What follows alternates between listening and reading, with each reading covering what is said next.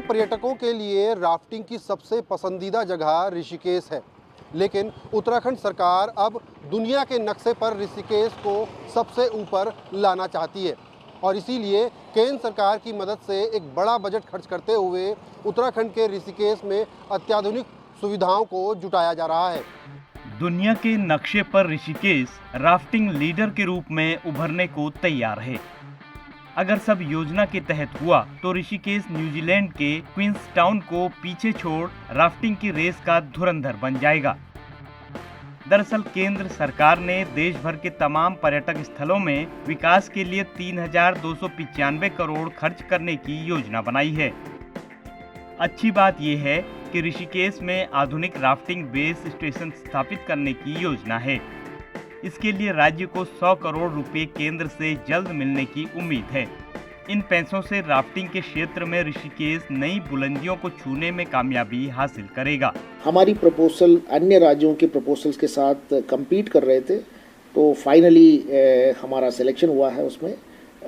उसमें राफ्टिंग जो इंफ्रास्ट्रक्चर है उसको विश्व स्तरीय ले जाने को लेकर के है।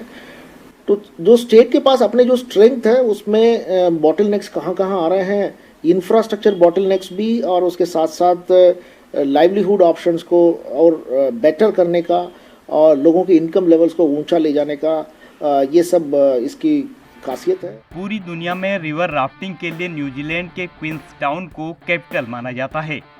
यहाँ अत्याधुनिक सुविधाओं के साथ राफ्टिंग के शौकीन दुनिया भर से पहुँचते हैं। उत्तराखंड शासन में सचिव नियोजन आर मीनाक्षी सुंदरम कहते हैं कि न्यूजीलैंड के क्वींसटाउन में ऋषिकेश से 10 गुना कम पर्यटक आते हैं। इसके बावजूद भी उनकी इकोनॉमी राफ्टिंग के जरिए $80 मिलियन है। ऋषिकेश में लाखों पर्यटक आते हैं, फिर भी हमारी इकोनॉमी सिर्फ $18 मिलियन है। ऐसे में उत्तराखंड भी 18 से $80 मिलियन तक का सफर तय करने के लिए पूरा प्रयास करेगा। राफ्टिंग का जो है दुनिया का कैपिटल माना जाता है क्वींसटाउन न्यूजीलैंड। वहाँ पर ये $80 मिलियन का इकोनॉमी है, लेकिन हमारी जो ऋषिकेश है, जो एडवेंचर कैपिटल ऑफ इंडिया कह सकते हैं आप, वहाँ पर केवल $18 मिलियन की इकोनॉमी है। और क्राउड जो ऋषिकेश में राफ्टिंग के लिए आते हैं वो 10 गुना है क्वींसटाउन से। तो क्वींसटाउन अगर हमसे 1/10 क्राउड में $80 मिलियन इकोनॉमी है, तो हम क्यों केवल $18 मिलियन इकोनॉमी है। हम डेफिनेटली इसको बहुत ऊपर ले जा सकते हैं और ये है उसका पूरा प्लान। और इसमें इंटरनेशनल जो टूरिज्म है उसको बढ़ावा देना। राफ्टिंग के लिहाज से ऋषिकेश देश में सबसे ज्यादा पसंद किया जाता है। हर साल करीब 14 से 15 लाख पर्यटक राफ्टिंग के लिए यहाँ पहुँचते हैं। इनमें करीब 8 से 10% हिस्सेदारी विदेशी पर्यटकों की भी होती है। राफ्टिंग ऑपरेटर्स बताते हैं कि आज भी पर्यटक यहाँ बहुत सी परेशानियों का सामना कर रहे हैं। यहाँ तक कि चेंजिंग रूम जैसी सुविधाएं भी यहाँ नहीं हैं। सुनने में आया है कि कुछ बजट या राफ्टिंग की अब स्थापना है उसके लिए आया है। उन चीज़ों में अगर गवर्नमेंट ध्यान देगी तो और भी गुना इसमें बढ़ोतरी हो सकती है। राफ्टिंग ऑपरेटर मंजुल रावत कहते हैं कि साहसिक खेलों के दौरान सेफ्टी पॉलिसी सबसे महत्वपूर्ण होती है। ऐसे में राफ्टिंग को सुरक्षित बनाने के लिए भी कुछ जरूरी कदम उठाए जाने चाहिए।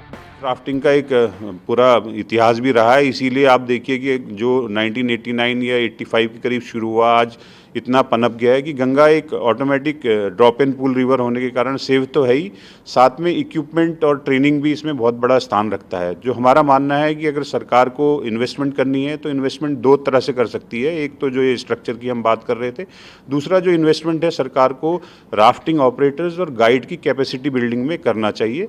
और जैसे कि जो इक्विपमेंट, कई सारे इक्विपमेंट हैं जो आयात करने पड़ते हैं, विदेश से लाने पड़ते हैं, तो उनकी ड्यूटी की तरफ भी ध्यान, जैसे राफ्ट पे काफ़ी लेवल की एक ड्यूटी लग जाती है, तो वो उस विषय में भी अगर सरकार देखे कि हमारे जो स्थानीय युवा जो इसको रोजगार की तरह अपना रहे हैं, उनको इस तरह से कैसे उनकी कैपेसिटी बिल्डिंग की जा सके, उसमें भी सरकार इन्वेस्टमेंट करे तो सेफ्टी का स्टैंडर्ड दुनिया के लेवल पे आसानी से लाया जा सकता है। राफ्टिंग ऑपरेटर सरकार को हर साल एक राफ्ट के करीब 15,000 रुपए का भुगतान करते हैं।